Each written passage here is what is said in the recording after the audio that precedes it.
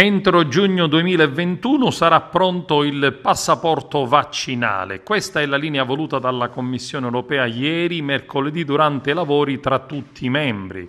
Una decisione importante che vuole andare incontro agli operatori economici e salvare la stagione turistica negli Stati europei. Se si riuscirà, si potrà dare una boccata di ossigeno agli operatori economici e far ripartire pian piano l'economia. Un'economia mondiale schiacciata dal Covid che rischia di essere cancellata dalla crisi in un settore che in Italia ha raggiunto livelli insostenibili.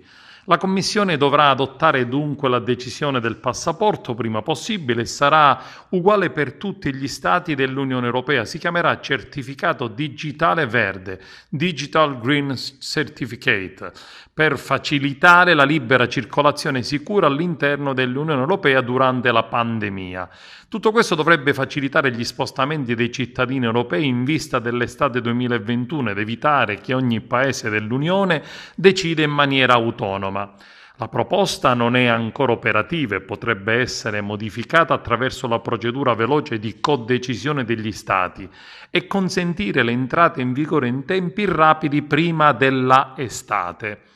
Il certificato permetterà di viaggiare per turismo a 3 condizioni: essere vaccinati con uno dei qualsiasi vaccini approvati e utilizzati sul territorio dell'Unione Europea, ma anche altri vaccini, essere negativo a un tampone o test rapido antigenico ed essere guariti dal Covid.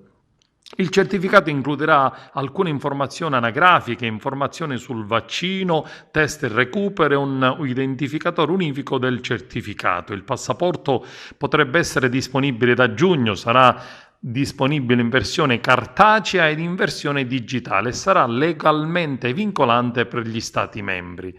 Il certificato sarà gratuito e sarà disponibile nelle lingue ufficiali dello Stato membro di rilascio e in inglese.